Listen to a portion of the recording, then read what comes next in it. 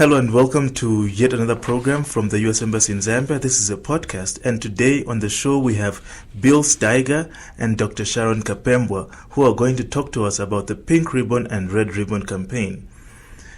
Bill Stieger is the Managing Director of the Pink Ribbon and Red Ribbon Secretariat, and Dr. Sharon Kapambwe is the Director of the African Center of Excellence for Women's Cancer Control, Cervical Cancer Prevention Programme in Zambia, which happens to be the largest cancer screening program targeting HIV-infected women in Sub-Saharan Africa. I should correct, that's actually Cervical Cancer Screening Program in Africa. That's huge.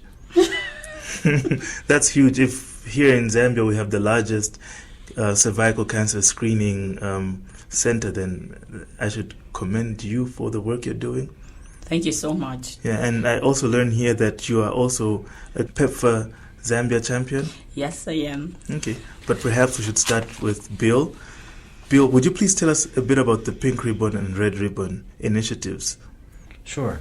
Pink Ribbon, Red Ribbon is a public-private partnership. We're 5 years old, and we focus on assisting national governments and other partners to deliver prevention, care, and treatment for cervical and breast cancer in developing countries where the need is greatest. We're in 5 countries right now in Sub-Saharan Africa with plans to expand to Latin America in 2016. And Zambia is our first country. We've been here now since the end of 2011, and our flagship. We're proud of what we've been able to do with Dr. Sharon and the ministry and our partners here, because we do, as you say, think this is the largest and most successful program screening for cervical cancer in all of Africa. Okay. And when we talk about cervical cancer, it's never short of the acronym HPV, which is the Human Papilloma Virus. Could you tell us a little bit more about the HPV? Sure. The Human Papilloma Virus is actually a collection of viruses. There are many strains that, and several of them are the leading cause of cervical cancer. About 80% of cases of cervical cancer come from HPV infection. And in many women, the infection with HPV is not that much of a problem. Their immune systems, their bodies clear it normally. But especially for women who have HIV or other problems with their immune system, the infection can become very dangerous and very quickly move from lesions to potential cancer. And so it's important, it's one of the reasons it's so important to have screening and vaccination against HPV, because cervical cancer is almost entirely preventable. It's one of the few cancers we can do something about quickly and cheaply, and eventually we think we can actually eliminate it entirely. Okay, that's reassuring. Perhaps I should turn over to Dr. Kapambwe, and maybe please tell us the prevalence of cervical cancer in Zambia. How widespread is cervical cancer in Zambia? So the incidence of cervical cancer in Zambia is about 55.8 per 100,000 in a population when you're looking at women. But I bet the most important thing that we should talk about as far as cancer of the cervix is concerned in Zambia is that cancer of the cervix is the most common cancer that we have in the adult population, meaning the cancers that we see in men and the cancers that we see in women combined. Cancer of the cervix contributes over 30% of all the cancers. When you look at the other cancers that are coming in, like cancer of the breast at 12%, you're basically looking at the majority of the cancers in this country coming from women, and 2 cancers and cervical cancer contributing that large amount of cases every year. It is also the leading cause of cancer-related deaths in Zambia as well, in the adult population. Not only is it the one that we see most commonly, but it's also causing death in women. One of the main reasons why prevention of cervical cancer is very important to us as a nation. Okay, cervical cancer, we hear about it all the time. Perhaps if you've never seen it, you wouldn't really know. And people that are listening right now, what should they look out for? So the most important thing, especially that we're talking about prevention to begin with, is that when we talk about screening, we're talking about women who have no symptoms at all. So we want to see them and be able to find if there are those abnormalities that we can find on the cervix. The cervix is basically the lip of the womb in a woman, and we can be able to prevent that when they come in for screening. If we find any abnormalities, we can treat them. But once they go to cancer of the cervix, it was also treatable, but depending on how early they come into that the diagnosis is made. In the early stages, cancer of the cervix does not have symptoms. So a woman, the abnormalities can be on the cervix, but she can't see or feel anything. As the cancer is progressing, you start having abnormal bleeding. That is in women. They're having abnormal vaginal bleeding. They are having abnormal discharge. That plenty of abnormal vaginal discharge as well. Some women can complain of pain, and pain comes in because the cancer is also beginning to spread to your hip, or it's spread into your pelvis, so you're beginning to have pain. So they'll talk about pain in the leg, and some can also have abdominal pain as well. But most of it, and the bleeding that some women will experience is bleeding after having sex, so what we call it as post-coital bleeding. Bleeding that a woman has once she has reached menopause. Menopause is basically women who have stopped having their periods or menses. They have aged and they are not having their periods, but all of a sudden they start having abnormal vaginal bleeding. You're also talking about bleeding in a normal woman, a young woman who's beginning to have intermenstrual bleeding. That means they have their periods, but before the next period, they bleed in between. So those are some of the reasons that the women should get concerned and go and get checked if they see any of those symptoms or feel any of those. Okay, so the bottom line is get screened and get screened early. Yes, get screened. Screening is intended for a healthy population. So when you're feeling fine, it could be that you're feeling fine, but there are some abnormalities that only the trained health worker can be able to tell that there are these abnormalities, which are basically not causing you any problem to you, but they've started causing some problem on your cervix. And that's when we want to see you. When you're feeling healthy, you're happy, on top of the world, is the best time for us to screen you. Okay.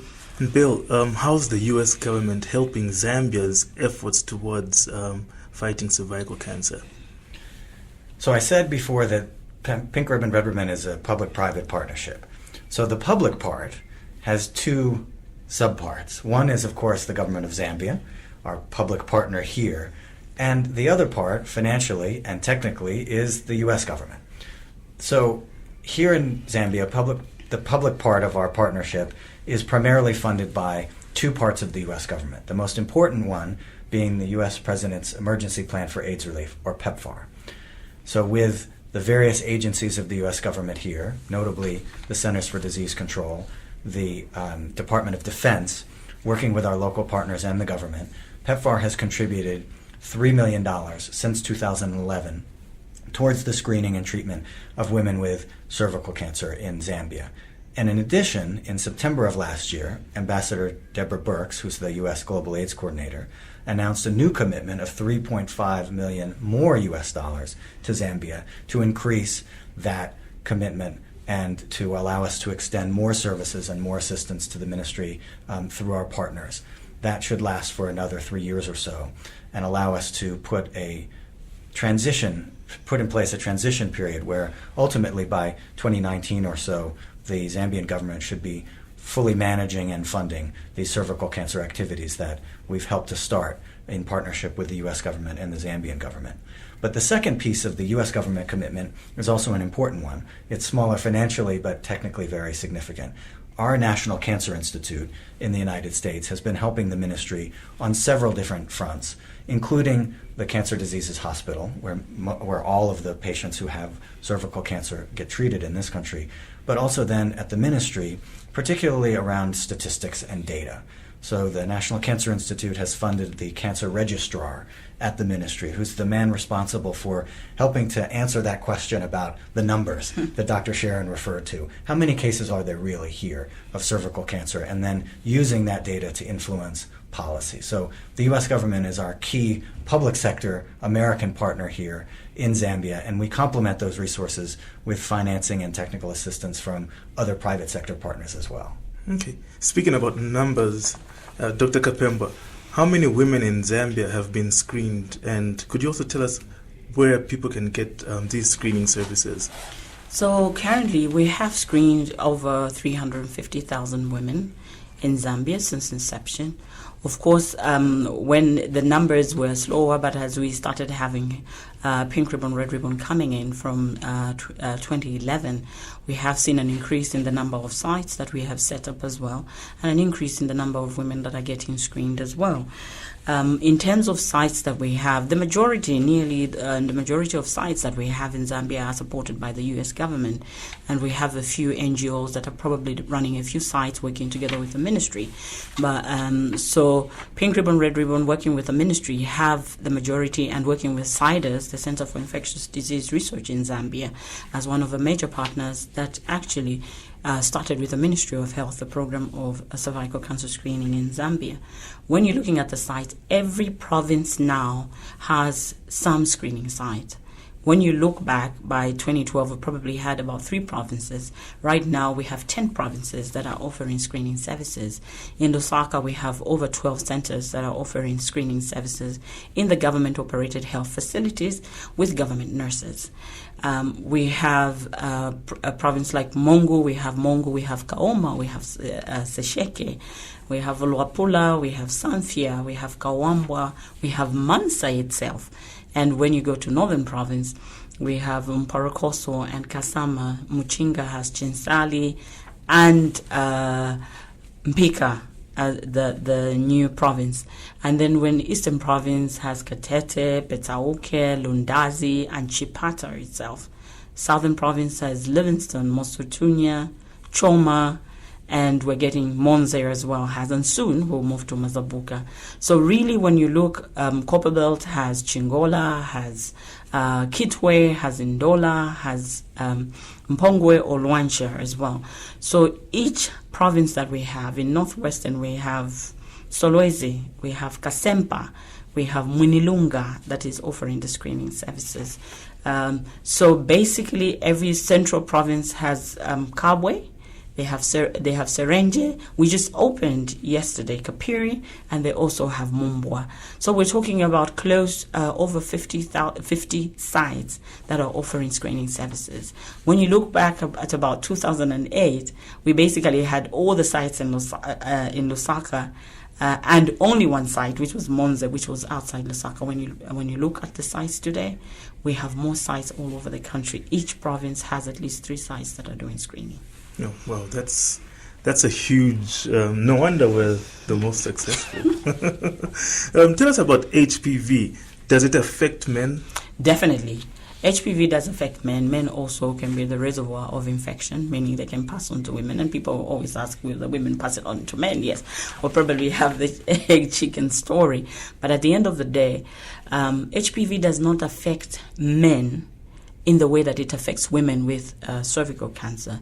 Then we do see cases of penile cancer, but those are very, very rare compared to the amount of women who are coming in their thousands coming with cancer of the cervix.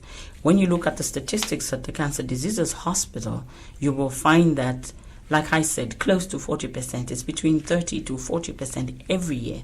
The cases they are seeing is cervical cancer. So yes, the men get affected. They can get anorectal cancer as well. You can get cancer on the throat, which can be HPV related. But the cancer that we see, 99% of the cervical cancer that we're seeing is HPV related. Wow. Okay. And is there a vaccine for HPV? Yes, and that's the good news, is that we have a vaccine. And the vaccine, the HPV vaccine, is what we call a prophylactic vaccine. That means it works best on somebody who doesn't have the disease or doesn't have the HPV. So what we're targeting are adolescents in grade 4, with a demonstration that we've been having since 2013 to date, supported by Pink Ribbon, Red Ribbon as well, is that we give grade 4 and we're targeting an age of 9 to 13. The reasoning behind that is HPV is predominantly sexually transmitted, and when you look at that age group, that's an age group which is most likely not yet sexually active, and they did not have HPV. So the vaccine is going to give us the maximum benefit at that level. So right now, vaccination has been going on in Lusaka province, with plans to roll out vaccination to the rest of the country. Okay. Is there a link between HIV and HPV? Definitely. So HIV-infected women have 4 to 5 times risk of getting cancer of the cervix. One of the reasons is because their bodies are usually at an immunosuppressed stage, which makes it easier for them to get HPV as well. So because of this link, and other than that, they are more likely to have an abnormality on the cervix than the ones who are HIV negative. The other part is that HPV, to cause cancer of the cervix in a woman who's HIV negative, you'll find that it can take up to 2 decades. So from 10 to 2 decades. But when you look at an HIV-infected woman, that period, which goes on for 10 to 20 years, is reduced. We can see them even within 5 years that they've already developed cancer of the cervix. Because of that shortening of the period, that is why it is so critical for women who are HIV-infected to get screened. So they end up showing up much younger than the women who are HIV negative. And you know that we're getting these women in their 20s, late 20s, early 30s. That means that you're also looking at the socio-economic impact of cervical cancer on such a population. And these are women that you're putting on ARVs. But if you're going to come and lose them to cervical cancer, that means we're not winning. So we need to make sure that even though they are on treatment for HIV, they need to get screened as well. Okay. And Bill, do Americans have a problem with HPV, and do you Americans have HPV vaccines? We do. We still have cervical cancer in the United States, and the vaccine is still a critical tool for our young girls and boys to prevent the cancers that in boys that Dr. Sharon has described, and cervical cancer in girls. So the vaccine is available. It is generally delivered through doctors' offices rather than through schools, as it is here in Zambia and most of Sub-Saharan Africa. And our rates of coverage of the vaccine are not as high as we would like them to be. We think we have a lot of lessons to learn, actually, from the program here in Zambia, from the program next door in Botswana, and several others in Africa that we can apply back home. But it is available. We use it. It's a critical tool, and we all wish at home that more Americans would take it up, and we think that Zambia is an example of a nation that has shown real leadership in adopting the vaccine as an important way to prevent a very devastating disease. Okay, and can you share a story with us that reflects the program's ultimate goal to fighting cervical cancer and saving women's lives in Zambia? I can. It's a sad story, but at the end, I think you'll see why we view this story as hopeful. We have been, as I say, here in helping cervical cancer screening in Zambia since 2011 under Pink Ribbon, Red Ribbon, working with the ministry and with the Ministry of Defense, with the Zambian Defense Forces. One of our partners is Project Concern International, that helps to bring screening services, HIV care, voluntary male circumcision, and other primary health care services to the populations that live around many of the ZDF bases that are in some very rural areas of the country, where perhaps the only medical care available is on the military base. And that base serves both civilians and military members and their families. 2 years ago now, one of the screening campaigns that was happening north of Kabwe in Central Province found a woman named Evelyn. She lived in a very small village that was about an hour's walking distance from the ZDF base, and had come in when she learned over the radio and from her church that a screening opportunity was going to be available there. She arrived, was screened, and was found to have an advanced lesion that was probably precancerous, and perhaps and we know that the screeners at the time didn't exactly understand what treatment she would need, so they needed to refer her to Kabwe Central Hospital. And when we visited with her, she had just found out from the hospital that she was going to need to come to Lusaka for cancer treatment. And our partners were going to help her in that process. So she had come very late, unfortunately. She was 33 years old. She had 6 children living at home with her, no husband. And so she was the breadwinner for her family. And this was a potential major blow to her entire village and to her family, of course. We had arranged with our partner for her to come down to Cancer Diseases Hospital to receive the treatment, but because of some complications, that she was suffering from. In the meantime, after the appointment was made, but before she could come down to Lusaka, she passed away. So we know several things out of this. One, unfortunately, this is all too common a story, both here and in many other places, that women come to screening too late. So we like to use Evelyn's memory as an example of why women need to come early, when they're healthy, rather than waiting, as Dr. Sharon says, until they're feeling pain. Two, we know that we can do something about cases like Evelyn, and that the ultimate goal that we have is to prevent the 60,000 other women just like her who die from cervical cancer every year in Africa from passing away. And we have the tools to do it. So our goal, working with the Ministry of Health and our partners, is to make sure that there are no more Evelyns 10 years from now, that young girls are all vaccinated, that women are all screened, and we can make cervical cancer and this very sad story of this woman here in Zambia a thing of the past. Okay. Speaking of time frames, we're now 5 years in on the Pink Ribbon, Red Ribbon. What does the future hold for Pink Ribbon, Red Ribbon, and where exactly do you see yourselves 5 years from now? So 5 years from now, I hope we can come back, and Dr. Sharon and I will do an interview again, and we will have found that the level of cervical cancer in this country and the other places we work has fallen dramatically by 20 or 25% or even more. We can be hopeful that the number of girls who have been vaccinated is reaching critical mass, and that the 350,000 women you've heard about being screened is 1 million women being screened or more. We need to take these programs to scale. That's the ultimate vision of Pink Ribbon, Red Ribbon. It's making sure that we can help governments take what have been very successful but so far relatively small programs and bring them all across the country and the places in which we work. We're here not just working on screening and treatment, as Dr. Sharon says, on vaccination, working with Cancer Diseases Hospital on treatment, working on education and community awareness with the ministry and other partners. And our vision is that ultimately cervical cancer is eliminated. We don't think we'll get there in 5 years, but we want to be well on our way. Okay. And Dr. Pemba, any last words? I think when you really, for me, successes will probably comes in different things that come to mind. Coming here and talking about cervical cancer is already a success because, people didn't have a forum to hear about cancer of the cervix and know the severity of a problem that we have. Walking into a shop and seeing, young women, elderly women, men, stopping over and asking where they can access screening or where their wives can access screening. Getting our traditional leaders involved in the campaign and being able to talk about cervical cancer in their chiefdoms are some of the wonderful successes that this country can look back. And when I move to other African countries and I don't see it, I know that we have done a great work and to be where we are. Okay. Well, I'd like to thank you both for making time to come here and speak to us. And for everyone that's listening, you can visit our website. You can visit our Facebook page, just search for US Embassy Zambia, or even our Twitter.